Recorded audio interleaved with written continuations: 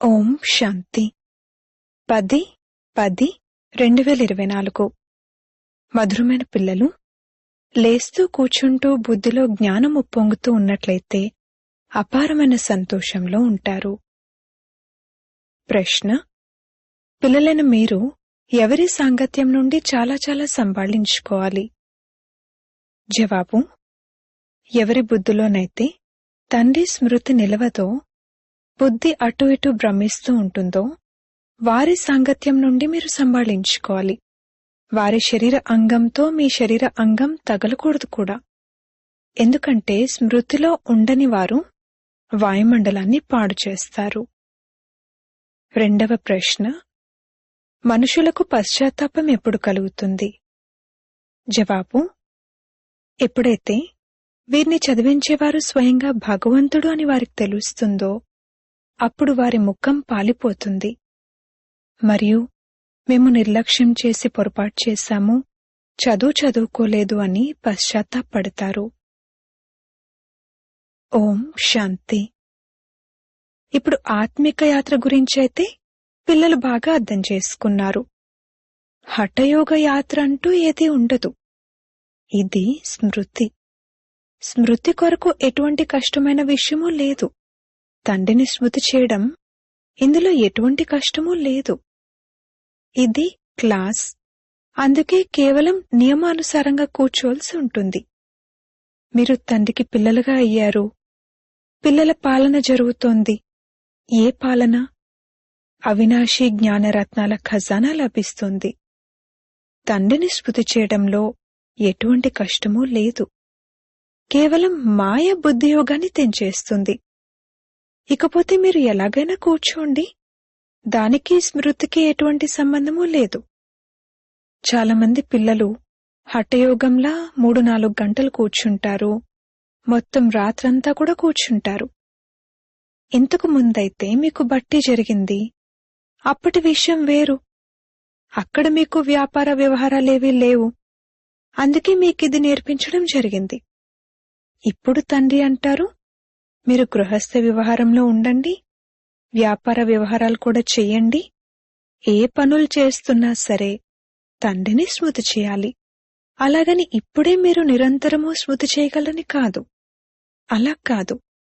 అటువంటి అవస్థ తయారయ్యేందుకు సమయం పడుతుంది.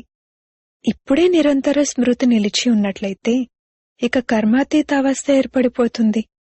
తండ్రి అర్థం చేయిస్తారు, పిల్లలు డ్రామా ప్లాన్ అనుసారంగా ఇప్పుడింకా కొద్ది సమయం మాత్రమే ఉంది.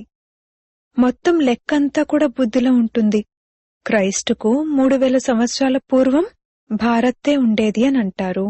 దానిని స్వర్గమని పిలిచేవారు. ఇప్పుడు వారొచ్చి 2000 సంవత్సరాలు పూర్తవుతాయి. దాంతో 5000 సంవత్సరాల లెక్క పూర్తవుతుంది. మీ పేరు మొత్తం విదేశాల నుండే వెలువడుతుంది అని గమనించడం జరుగుతుంది. ఎందుకంటే వారి బుద్ధి ఎంతైనా భారతవాసుల కంటే చురుకైనది. భారత్ నుండి వారు శాంతిని కూడా కోరుకుంటారు.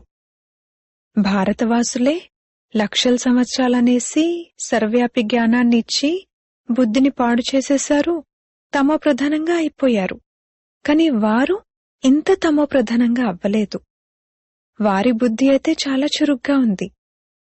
వారి ద్వారా ఎప్పుడైతే శబ్దం వెలువడుతుందో అప్పుడు భారతవాసులు మేల్కొంటారు. ఎందుకంటే భారతవాసులు పూర్తిగా ఘోరమైన నిద్రలో నిద్రిస్తున్నారు. వారైతే కొద్దిగానే నిద్రించి ఉన్నారు. వారి ద్వారా శబ్దం బాగా వెలువడుతుంది. శాంతి ఎలా ఏర్పడగలదో మాకెవరైనా చెప్పండి అని విదేశాల నుండి వచ్చారు కూడా. ఎందుకంటే తండ్రి కూడా భారత్లోనే వస్తారు. ప్రపంచంలో మళ్లీ ఆ శాంతి ఎప్పుడు మరియు ఎలా ఏర్పడగలదు అన్న విషయాన్ని పిల్లలైన మీరే తెలియచేయగలరు. తప్పకుండా ప్యారడైజ్ లేక స్వర్గం ఉండేదని పిల్లలైన మీకు తెలుసు. కొత్త ప్రపంచంలో భారత్ ప్యారడైజ్గా ఉండేది. ఇది ఇంకెవరికీ తెలీదు. మనుషుల బుద్ధిలో ఈశ్వరుడు సర్వవ్యాపి అన్న విషయమే కూర్చుండిపోయింది. అంతేకాక కల్పం ఆయువును లక్షల సంవత్సరాలు అని అనేశారు. అందరికన్నా ఎక్కువగా రాతిబుద్ధి కలవారిగా ఈ భారతవాసులే అయ్యారు. ఈ గీతా శాస్త్రం మొదలైనవన్నీ భక్తి మార్గానికి చెందినవి. మళ్ళీ ఇవన్నీ ఇదే విధంగా తయారవుతాయి. డ్రామా గురించి తెలుసు, అయినా కూడా తండ్రైతే పురుషార్థం చేయిస్తారు. వినాశనమైతే తప్పకుండా జరుగుతుందని పిల్లలైన మీకు తెలుసు. తండ్రి కొత్త ప్రపంచాన్ని స్థాపన చేసేందుకే వచ్చారు. ఇది సంతోషకరమైన విషయం కదా. ఎవరైనా ఏదైనా పెద్ద పరీక్ష పాస్ అయితే లోపల సంతోషం కలుగుతుంది కదా. మనం ఇవన్నీ పాస్ అయి వెళ్లి ఈ దేవతలుగా అవుతాము. మొత్తమంతా చదువుపైనే ఆధారపడి ఉంది. తప్పకుండా తండ్రి మనల్ని చదివించి ఈ విధంగా తయారు చేస్తారని పిల్లలైన మీకు తెలుసు. తప్పకుండా పారడైజ్, హెవెన్ ఉండేది. మనుషులైతే పాపం పూర్తిగా తికమకలా ఉన్నారు. అనంతమైన తండ్రి వద్ద ఏ జ్ఞానమైతే ఉందో దానిని పిల్లలైన మీకిస్తున్నారు. బాబా నాలెడ్జ్ఫుల్ అని, అలాగే ఆనంద సాగరుడని, ఖజానా కూడా వారి వద్ద నిండుగా ఉందని మీరు ఆ తండ్రి మహిమను చేస్తారు. మిమ్మల్ని ఇంత షావుకారులుగా ఎవరు తయారు చేస్తారు? ఇక్కడకు మీరు ఎందుకు వచ్చారు? వారసత్వాన్ని తీసుకునేందుకు. ఒకవేళ ఎవరికైనా ఆరోగ్యం బాగుండి ధనం లేకపోతే ఏముంటుంది? వైకుంఠంలోనైతే మీ వద్ద ధనం ఉంటుంది. ఇక్కడ షావుకారులు ఎవరెవరైతే ఉన్నారో వారికి మా వద్ద ఇంతటి ధనం ఉంది, ఈ ఫ్యాక్టరీలు మొదలైనవన్నీ ఉన్నాయి అన్న నష ఉంటుంది. శరీరం వదిలితే ఇక సమాప్తం. మనకు బాబా 21 జన్మల కొరకు ఇంతటి ఖజానాని ఇస్తారు అని మీకు తెలుసు. తండ్రి స్వయం ఆ ఖజానాలకు యజమానిగా అవ్వరు. పిల్లలను మిమ్మల్ని యజమానులుగా తయారు చేస్తారు. విశ్వంలో శాంతినైతే గాడ్ ఫాదర్ తప్పింకెవరూ స్థాపించలేరని కూడా మీకు తెలుసు. అన్నింటికన్నా ఫస్ట్ క్లాస్ అయిన చిత్రం ఈ త్రిమూర్తి సృష్టి చక్రం. ఈ చక్రంలోనే మొత్తం జ్ఞానమంతా నిండి ఉంది. మీ వద్ద ఇటువంటి అద్భుతమైన వస్తువు ఏదైనా ఉంటేనే వీరి వద్ద తప్పకుండా అటువంటి రహస్యమేదో ఉంది అని వారు భావిస్తారు. పిల్లలు కొందరు చిన్న చిన్న బొమ్మలు, చిత్రాలు తయారు చేస్తారు. అవి బాబాకిష్టమనిపించవు. బాబా అయితే దూరం నుండే ఎవరైనా చదివి అర్థం చేసుకునేలా పెద్ద చిత్రాలు పెట్టమని చెప్తారు. మనుషులు పెద్ద వస్తువుల వైపు అటెన్షన్ పెడతారు. ఇందులో స్పష్టంగా చూపించబడింది, అటువైపు కలియుగముంది, ఇటువైపు సత్యుగం ఉంది. పెద్ద పెద్ద చిత్రాలుంటే మనుషుల అటెన్షన్ అటువైపుకు వెళ్తుంది. టూరిస్టులు కూడా చూస్తారు. వారు బాగా అర్థం చేసుకుంటారు కూడా. క్రైస్తుకు 3000 సంవత్సరాల పూర్వం స్వర్గం ఉండేది అన్నది కూడా తెలుసు. విదేశాల్లో వారికి ఈ విధంగా తెలీదు. 5000 సంవత్సరాల లెక్కను మీరు స్పష్టంగా అర్థం చేయిస్తారు. కావున దీనిని ఎంత పెద్దగా తయారు చేయాలంటే వారు దీనిని దూరం నుండే చూడగలగాలి, మరియు అక్షరాలను కూడా చదవగలగాలి, మరియు ప్రపంచం యొక్క అంతం తప్పకుండా జరగనున్నది అని అర్థం చేసుకోగలగాలి. బాంబులైతే తయారవుతూ ఉంటాయి. ప్రకృతి వైపరీత్యాలు కూడా జరుగుతాయి. మీరు వినాశనమన్న మాట వింటే లోపల చాలా సంతోషం కలగాలి. కాని జ్ఞానమే లేకపోతే సంతోషించలేరు కూడా. తండ్రి అంటారు, దేహ సహితంగా అన్నింటినీ వదిలి స్వయాన్ని ఆత్మగా భావించండి. మీ ఆత్మ యొక్క యోగాన్ని తండ్రినైన నాతో జోడించండి. ఇది శ్రమతో కూడుకున్న విషయం. పావనంగా తయారయ్యే పావన ప్రపంచంలోకి రావాలి. మనమే రాజ్యాధికారాన్ని తీసుకుంటాము, మళ్లీ పోగొట్టుకుంటాము అని మీరు భావిస్తారు. ఇది చాలా సహజం. లేస్తూ కూర్చుంటూ నడుస్తూ లోపల ఈ చింతన జరుగుతూ ఉండాలి. ఏ విధంగా బాబా వద్ద జ్ఞానముంది కదా. తండ్రి చదివించి దేవతలుగా తయారు చేసేందుకే వచ్చారు. కావున అంతటి అపారమైన సంతోషము పిల్లలకు ఉండాలి కదా. మిమ్మల్ని మీరు ప్రశ్నించుకోండి, అంతటి అపారమైన సంతోషం ఉందా? తండ్రిని అంతగా స్మృతి చేస్తున్నామా? చక్రం యొక్క జ్ఞానమంతా కూడా బుద్ధిలో ఉంది కావున అంతటి సంతోషం ఉండాలి. తండ్రి అంటారు, నన్ను స్మృతి చేయండి మరియు పూర్తిగా సంతోషంలో ఉండండి. మిమ్మల్ని చదివించేవారెవరో చూడండి. ఎప్పుడైతే అందరికీ తెలుస్తుందో అప్పుడు అందరి ముఖము పాలిపోతుంది. కాని ఇప్పుడు వారు అర్థం చేసుకోవడానికి ఇంకా కొద్దిగా సమయం ఉంది. ఇప్పుడింకా దేవతా ధర్మం యొక్క సభ్యులుగా అంతమంది తయారవ్వలేదు. మొత్తం రాజ్యమంతా ఇంకా స్థాపనవ్వలేదు. ఇంకా ఎంతమంది మనుషులకు తండ్రి సందేశాన్ని ఇవ్వాలి? అనంతమైన తండ్రి మళ్లీ మనకు స్వర్గరాజ్యాధికారాన్ని ఇస్తున్నారు. మీరు కూడా ఆ తండ్రిని స్మృతి చేయండి. అనంతమైన తండ్రి అయితే తప్పకుండా అనంతమైన సుఖాన్ని ఇస్తారు కదా. పిల్లల లోపల జ్ఞానం యొక్క సంతోషం అపారంగా ఉండాలి. మరియు ఎంతగా తండ్రిని స్మృతి చేస్తూ ఉంటారో అంతగా ఆత్మ పవిత్రంగా అవుతూ ఉంటుంది. డ్రామా ప్లాన్ అనుసారంగా పిల్లలైన మీరు ఎంతగా సేవ చేసి ప్రజలను తయారు చేసుకుంటారో అక్కడ ఎవరి కళ్యాణమైతే జరుగుతుందో వారి ఆశీర్వాదాలు కూడా మీకు లభిస్తాయి. మీరు పేదవారి సేవను చేస్తారు. ఆహ్వానాన్ని ఇస్తూ ఉండండి. ట్రైన్లో కూడా మీరు ఎంతో సేవ చేయొచ్చు. ఇంత చిన్న బ్యాడ్జ్లోనే ఎంతటి జ్ఞానం నిండి ఉంది. మొత్తం చదువు యొక్క సారమంతా ఇందులో ఉంది. బ్యాడ్జ్లైతే చాలా మంచి మంచివి ఎన్నో తయారు చేయాలి. వాటిని ఎవరికైనా కానుకగా కూడా ఇవ్వచ్చు. ఎవరికైనా అర్థం చేయించడమైతే చాలా సహజం. కేవలం శివ్ బాబాను స్మృతి చేయండి. శివ్ బాబా నుండే వారసత్వం లభిస్తుంది కావున తండ్రిని మరియు తండ్రి వారసత్వమైన స్వర్గరాజ్యాధికారాన్ని కృష్ణపురిని స్మృతి చేయండి. మనుషుల మతమైతే ఎంతగా తికమకగా ఉంది. వారేమీ అర్థం చేసుకోరు. వికారాల కోసం ఎంతగా విసిగిస్తూ ఉంటారు. కామం కోసం ఎంతగా చేస్తూ ఉంటారు. విషయాన్ని అర్థం చేసుకోరు. అందరి బుద్ధి పూర్తిగా నాశనమైపోయింది. అసలు తండ్రి గురించి తెలియనే తెలీదు. ఇది కూడా డ్రామాలో రచింపబడి ఉంది. అందరి మానసిక శక్తి అంతమైపోయింది. తండ్రి అంటారు, పిల్లలు, మీరు పవిత్రంగా అయినట్లయితే ఇటువంటి స్వర్గానికి యజమానులుగా అవుతారు. కాని అర్థం చేసుకోరు. ఆత్మలోని శక్తి అంతా పోయింది. ఎంతగా అర్థం చేయిస్తూ ఉంటారు.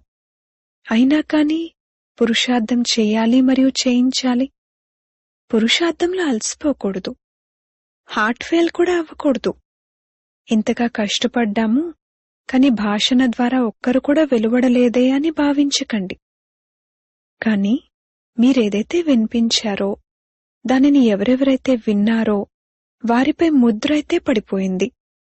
చివర్లో అందరూ తప్పకుండా తెలుసుకుంటారు. బీకేలైన మీది అపారమైన మహిమ వెలువడనున్నది. కాని కొందరి కర్మలు చూస్తుంటే పూర్తిగా బుద్ధిహీనతతో ఉన్నట్లు ఉంది. ఎటువంటి గౌరవమూ లేదు, పూర్తి పరిచయమూ లేదు. బుద్ధి బయట భ్రమిస్తూ ఉంటుంది. తండ్రిని స్మృతి చేసినట్లయితే సహాయం కూడా లభించగలదు. తండ్రిని స్మృతే చేయకపోతే వారు పతితులుగా ఉన్నట్లే. మీరు పావనంగా అవుతారు. ఎవరైతే తండ్రిని స్మృతి చెయ్యరో వారి బుద్ధి తప్పకుండా ఎక్కడో అక్కడ భ్రమిస్తూ ఉంటుంది. కావున అటువంటి వారి శరీరాంగంతో మీ శరీరాంగం తగలకూడదు. ఎందుకంటే స్మృతిలో ఉండని కారణంగా వారు వాయుమండలాన్ని పాడు చేసేస్తారు. పవిత్రులు మరియు అపవిత్రులు కలిసి ఉండలేరు. అందుకే తండ్రి పాత సృష్టిని అంతం చేసేస్తారు. రోజురోజుకు నియమాలు కూడా కఠినమైనవి వెలువడుతూ ఉంటాయి. తండ్రిని స్మృతి చేయకపోతే లాభానికి బదులుగా ఇంకా నష్టాన్ని కలిగిస్తారు. పవిత్రత ఆధారమంతా స్మృతిపైనే ఉంది.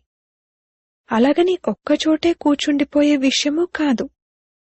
ఇక్కడ కలిసి కూర్చోవడం కన్నా వేరువేరు పర్వతాలపైకి వెళ్లి కూర్చోవడం మంచిది. ఎవరైతే స్మృతి చెయ్యరో వారు పతితులు. వారితో సాంగత్యం కూడా చేయకూడదు. నడవడిక ద్వారా కూడా తెలిసిపోతుంది. స్మృతి లేకుండా పావనంగానైతే అవ్వలేరు. ప్రతి ఒక్కరిపైన జన్మ జన్మాంతరాల పాపాల భారం ఎంతగానో ఉంది. అది స్మృతియాత్ర లేకుండా ఎలా తొలగుతుంది? వారు పతితులుగా ఉన్నట్లే. తండ్రి అంటారు, నేను పిల్లలైన మీ కొరకు మొత్తం పతిత ప్రపంచమంతటినీ అంతం చేసేస్తాను. వారి సాంగత్యం కూడా ఉండకూడదు. కాని ఎవరితో సాంగత్యం చేయాలి అన్నంత బుద్ధి కూడా లేదు. పావనులైన మీ ప్రేమ పావనుడితో ఉండాలి. ఈ బుద్ధి కూడా కావాలి కదా. మధురమైన తండ్రి మరియు మధురమైన రాజధాని తప్ప ఇంకెవ్వరూ గుర్తుకు రాకూడదు. ఇంతగా అంతా త్యాగం చేయడం అనేది సామాన్యమైన విషయమేమీ కాదు. తండ్రికైతే పిల్లలపై అపారమైన ప్రేమ ఉంది. పిల్లలు పావనంగా అయినట్లయితే మీరు పావన ప్రపంచానికి యజమానులుగా అవుతారు. నేను మీ కొరకు పావన ప్రపంచ స్థాపనను చేస్తున్నాను. ఈ పతిత ప్రపంచాన్ని పూర్తిగా అంతం చేయించేస్తారు. ఇక్కడ ఈ పతిత ప్రపంచంలో ప్రతి వస్తువు మీకు దుఃఖాన్ని కలిగిస్తుంది. ఆయువు కూడా తగ్గిపోతూ ఉంటుంది. దీనిని పైసకు కొరగానిది అని అనడం జరుగుతుంది. వజ్రానికి మరియు గవ్వకు తేడా అయితే ఉంటుంది కదా. కావున పిల్లలైన మీకు ఎంతటి సంతోషం కలగాలి. సత్యమున్న చోట మనసు ఆనందంతో నాట్యం చేస్తుంది అని అంటూ ఉంటారు కూడా. మీరు సత్యుగంలో సంతోషంలో నాట్యం చేస్తారు. ఇక్కడ ఉన్న ఏ వస్తువుపైన మనసు పెట్టుకోకూడదు. వీటినైతే చూస్తూ కూడా చూడకూడదు. కళ్ళు తెరిచి ఉంటూ కూడా నిద్రిస్తున్నట్లుగా ఉండాలి. కాని అంతటి ధైర్యము, అంతటి అవస్థ కావాలి. ఈ పాత ప్రపంచం ఇక అసలు ఉండనే ఉండదు అన్న నిశ్చయమైతే ఉంది. సంతోషం యొక్క పాదరసం అంతగా పైకెక్కుండాలి. అరే, మేము శివబాబాను స్మృతి చేసినట్లయితే విశ్వరాజ్యాధికారం లభిస్తుంది అని మిమ్మల్ని మీరు గిల్లుకోవాలి. అలాగని హఠయోగంలా కూడా కూర్చోకూడదు. తింటూ తాగుతూ పనులు చేసుకుంటూ తండ్రిని స్మృతి చేయండి. రాజధాని స్థాపన అవుతుందని కూడా మీకు తెలుసు. తండ్రి దాసిగా అవ్వండి అనైతే అన్నారు. తండ్రి అంటారు, పావనంగా అయ్యేందుకు పురుషార్థం చేయండి. తండ్రి పావనంగా తయారు చేసే పురుషార్థాన్ని చేయిస్తారు. మీరు మళ్లీ పతితులుగా అవుతారు. ఎన్ని అబద్ధాలు చెప్పి పాపాలు చేస్తారు. ఎల్లప్పుడూ శివబాబానే స్మృతి చేస్తూ ఉన్నట్లయితే పాపాలన్నీ స్వాహా అయిపోతాయి. ఇది బాబా యజ్ఞం కదా. ఇది చాలా గొప్ప యజ్ఞం. అక్కడ వారు యజ్ఞాలు రచిస్తారు, లక్షల రూపాయలు ఖర్చు చేస్తారు. ఇక్కడ మీకు తెలుసు, ఈ మొత్తం ప్రపంచమంతా ఇందులో స్వాహావనున్నది. బయట నుండి శబ్దం వెలువడుతుంది, భారత్లో కూడా వ్యాపిస్తుంది. ఒకటేమో తండ్రితో పాటు బుద్ధియోగం ఉన్నట్లయితే పాపాలు అంతమవుతాయి మరియు ఉన్నత పదవి కూడా లభిస్తుంది. తండ్రి బాధ్యత పిల్లల చేత పురుషార్థం చేయించడం. లౌకిక తండ్రి అయితే పిల్లల సేవ చేస్తారు, అలాగే సేవ తీసుకుంటారు కూడా. ఈ తండ్రి అయితే అంటారు, నేను పిల్లలైన మీకు 21 జన్మల వారసత్వాన్ని ఇస్తాను. కావున ఇటువంటి తండ్రిని తప్పకుండా స్మృతి చేయాలి. తద్వారా పాపాలు అంతమవుతాయి. అంతేకాని నీటి ద్వారా పాపాలేవి అంతమవ్వవు. నీరైతే ఎక్కడ పడితే అక్కడుంది. విదేశాల్లో కూడా నదులున్నాయి. మరి ఇక్కడి నదులు పావనంగా చేస్తే విదేశాల్లోని నదులు పతితంగా చేస్తాయా? మనుషుల్లో ఏమాత్రమూ వివేకం లేదు. తండ్రికైతే దయ కలుగుతుంది కదా. తండ్రి అర్థం చేయిస్తారు, పిల్లలు నిర్లక్ష్యంతో పొరపాటు చేయకండి. తండ్రి ఇంతటి పుష్పాలుగా తయారు చేస్తుంటే మరి కృషి చేయాలి కదా. మీపై మీరు దయ చూపించుకోవాలి. అచ్చా, మధురాతి మధురమైన సికిలదే పిల్లలకు మాతాపితా బాప్దాదాల ప్రియ స్మృతులు మరియు గుడ్ మార్నింగ్. ఆత్మిక పిల్లలకు ఆత్మిక తండ్రి నమస్తే. ధారణ కొరకు ముఖ్య సారము. మొదటి పాయింట్, ఇక్కడికి సంబంధించిన ఏ వస్తువు పట్ల మనసు పెట్టుకోకూడదు. చూస్తూ కూడా చూడకూడదు. కళ్ళు తెరిచి ఉంటూ కూడా ఏ విధంగా నిద్ర యొక్క నశ ఉంటుందో అదే విధంగా సంతోషం యొక్క నశ ఎక్కి ఉండాలి. రెండవ పాయింట్, మొత్తమంతా పవిత్రతపై ఆధారపడి ఉంది. అందుకే పతితుల శరీర అంగము మీ శరీర అంగంతో తగలకుండా ఉండేలా సంభాళించుకోవాలి. మధురమైన తండ్రి మరియు మధురమైన రాజధాని తప్ప ఇంకెవ్వరూ గుర్తుకు రాకూడదు. వరదానము: హద్దు కోరికలను వదిలి మంచిగా అయ్యే ఇచ్చా మాత్రం అవిద్య భవ. మనసులో ఏదైనా హద్దు కోరిక ఉన్నట్లయితే అది మంచిగా అవ్వనివ్వదు.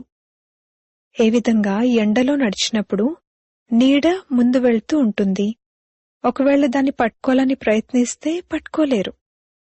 వెనక్కి తిరిగి నడిచినట్లయితే నీడ వెనక వెనక వస్తుంది. అలాగే కోరికనేది ఆకర్షితం చేసి ఏడిపించేటువంటిది.